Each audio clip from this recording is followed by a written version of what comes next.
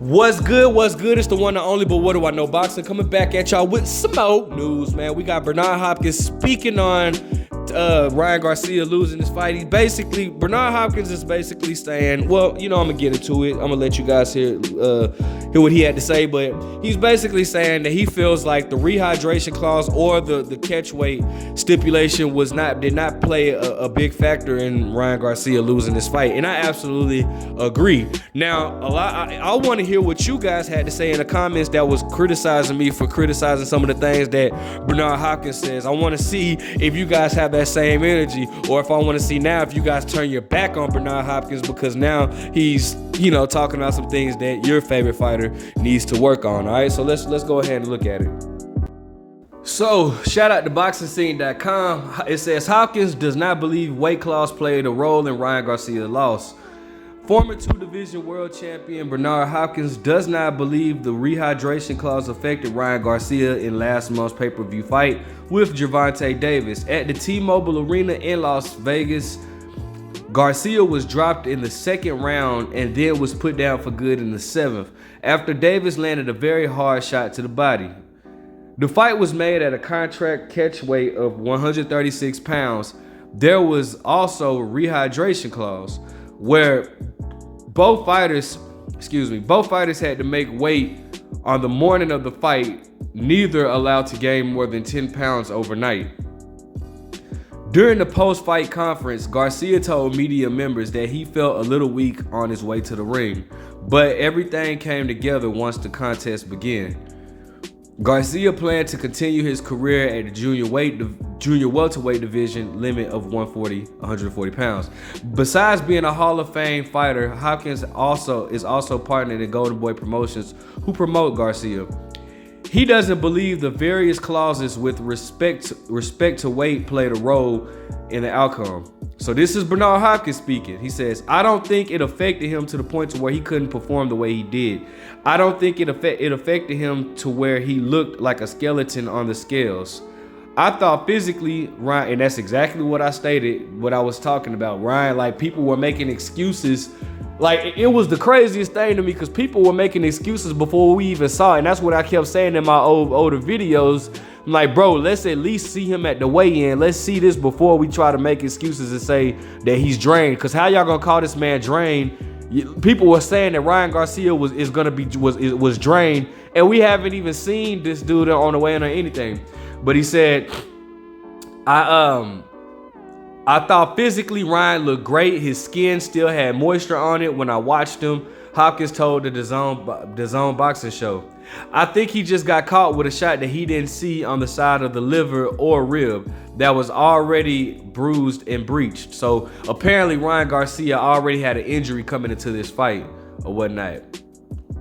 He said there are plenty of options for Garcia at junior welterweight. Some bigger fights for Garcia include Josh Taylor, Teofimo Lopez, Regis Prograis, Subriel Matias, Jose Ramirez, and several others. All right. So it then says Bernard Hopkins has talked about what he thinks happened in the last. This is not with Boxing Scene, by the way. This is a different interview. But anyways, it says Bernard Hopkins has talked about what he thinks happened in last Saturday's fight between Gervonta Davis and Ryan Garcia, which the latter got knocked out. He stated Hopkins thinks that Garcia can bounce back from his first loss of his career, but needs to work on a couple of small fundamental details, including taking less shots from his rival while talking with Fight Hype. So he's doing an interview with Fight Hype on this one. So it says the defense, even though you didn't ask, based on all of his rounds being in the fight, he still has to work on his defense. His defense should be tighter. It might not be that easy, and he can't achieve that. And he actually got to live with it, the former champ expressed. The defense has got to be tighter, and he has to at least make the honest attempt to look at it and trust that it's not his future. It's not in his future to fight with your head up when the action gets rolling and you leave yourself exposed. That's exactly what one of the keys to victory, because he leaves that chin right in the air. It says Hopkins been under the scope for failing to also support Ryan Garcia immediately after his loss with Gervonta Davis, with Garcia not having Oscar De La Hoya or his trainer Joe Goosen joining him as well. Hopkins said he didn't want to join the circus that could be created after Gervonta said that he allegedly rubbed testosterone cream on his back to taint his drug sample. They were actually talking about this. So for y'all that don't know what Bernard Hopkins is talking about, Bernard Hopkins, this at the weigh-in, if you see like Gervonta like went off on Bernard Hopkins, they stated that Bernard Hopkins was saying that he was trying to warn them because he said that they were close to falling off the stage or whatnot. He was trying to warn them about the stage, but you know, it was a rumor that Hopkins had some type of testosterone cream that he was gonna rub on Tank to prevent, you know, mess with Tank drug samples and come back negative and basically Tank's career or whatnot. So that was a whole issue in itself. Now, in this situation, I 100% agree with Bernard Hopkins. You know, people can blame the weight clause, the weight, and like I said before, it was just funny to me how people were constantly making excuses for Ryan Garcia, and you don't even see how this man looks on the scale. You know what I'm saying? Like, I could understand if Ryan Garcia was looking the way Devin Haney has been looking recently on the scales, all face all sunk in and all this type of stuff. Then yeah, I would be concerned. But Ryan Garcia didn't look like that at all. As a matter of fact, Ryan Garcia stated at the weigh-in that he actually was able to have breakfast before the weigh-in, you know? So when people like to say that Ryan Garcia was drained, that doesn't make any sense to me. How were you drained when you were able to have breakfast before your weigh-in? Like, whatever. But anyways, when you're drained, you don't even eat. People don't realize when people are killing themselves to make weight, like they go days without eating and all that before like weighing. So it's, you know, anyways. But I agree with Bernard Hopkins. Ryan Garcia has a lot of fundamental. He makes a lot of fundamental mistakes, you know. And again, the first knockdown was due to Ryan Garcia literally doing the same exact thing 3 times. He tried to lead with the hook, and then tried to come with a combination on the inside. Tank would hold him. They will reset. He'll do the same thing. Try to lead with the hook. Tank duck the hook.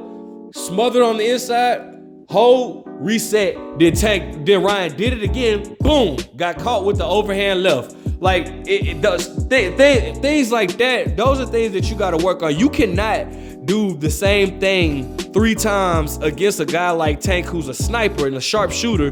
You can't do that because now he's caught on to your pattern, he's caught on to your speed.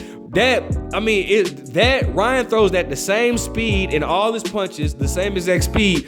And what that does is it makes it easier for your fighter to start to time you. When you throw at the same speed the whole fight, your opponent then begins to time you easy. See, that's why I say boxing is a very difficult sport, bro. And a lot of casuals that never competed in this sport, they won't understand that. They don't understand that. They don't understand why you have to switch up your speed in fights. Why you should bend your knees more on the inside. When you're on the inside, Ryan Garcia doesn't like to bend his knees a lot. He does a little bit, but he doesn't like to bend his knees a lot. Ryan throws shots, Tank gets on the inside, ties him up. Tank is able to tie Ryan up because Ryan does not have any leverage on his legs because he doesn't really bend his knees. So now it's hard to get Tank from tying up, but if he would bend his knees, Tank try to come in, Ryan would have leverage to push off and then continue his combinations or whatnot. Then obviously one of the most obvious things that a lot of people criticize Ryan on is his chin being in the air, right? Chin just being right there in the air to get hit.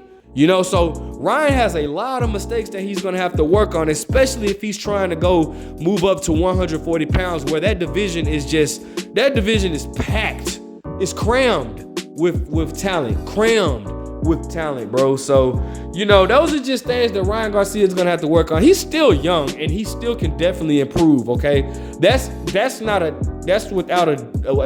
a doubt in my mind. Ryan Garcia can still improve because he's young, all right? So it's nothing, you know, he has time. Okay, but he's gonna have to work on that, right? Now, I don't know what trainer he's gonna go to since he left Joe Goosen, or it's rumored that he left Joe Goosen. But whoever he goes to, hopefully they start with the fundamentals, with the basics, get him started back on the basics. And Ryan Garcia can be okay, all right? He's still young. Let me know what you guys think about what Bernard Hopkins had to say. Do you agree? Do you disagree? What do you want to see next from Ryan Garcia? Like, comment, subscribe. But what do I know?